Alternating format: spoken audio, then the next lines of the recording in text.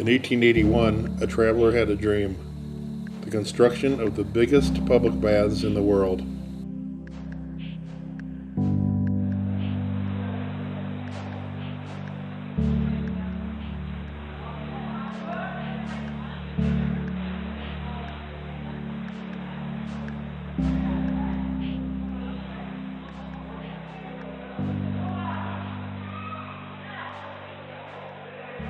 The tradition of the story of Sutro Baths is that Sutro, when he bought the Cliff House and started to buy land out there in the early 1880s, went out to what was called Point Lobos, and he used to watch the waves fill tide pools and then naturally drain out.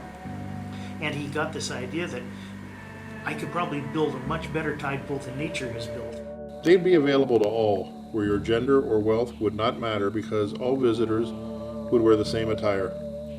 Public transportation would get you there for 5 cents, and the price to enter would be so affordable that anyone could enjoy a Sunday afternoon with the family.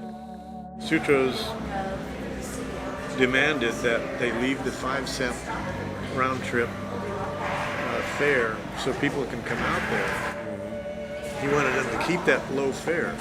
Well, when Southern Pacific, when they took over that railroad, they upped it to 10 cents. Adolf Sutro really got a little bit perturbed about that. He says, well, that's going to keep people away from there, coming out here and enjoying my facility here. So he says, this is okay. If you're going to do that, I'll build my own railroad, and that's what he did. Inside, one could travel around the world, to Egypt, the tropics, Africa, South America, Syria, China, Japan. Experience animals, plants, insects, coins, photography collections. He went through the Far East, Alaska, the Aleutians, and just all kinds of things that he brought in.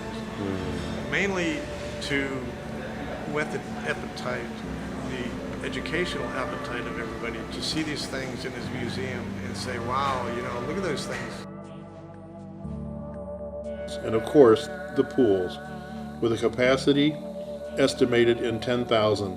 7 pools at different temperatures, with slides, flying rings, swinging trapezes, water wheel, diving platforms, and trampolines.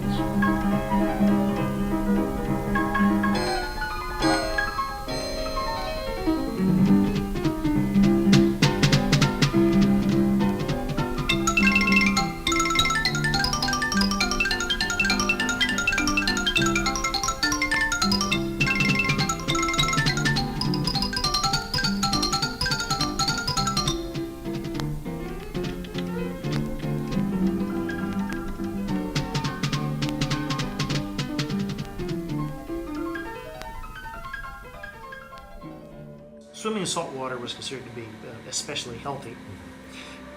What was cool about this one was it was heated, it was indoors, it was very state-of-the-art.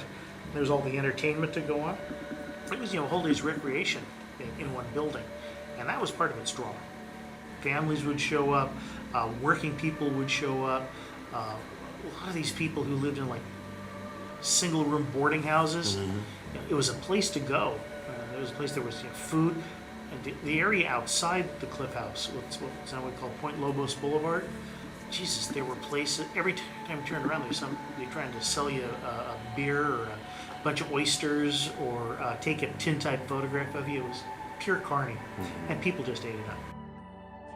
Every weekend it would host fairs, competitions, beauty contests, swimming championships, trapeze acts, contortionists, boxing matches, magicians.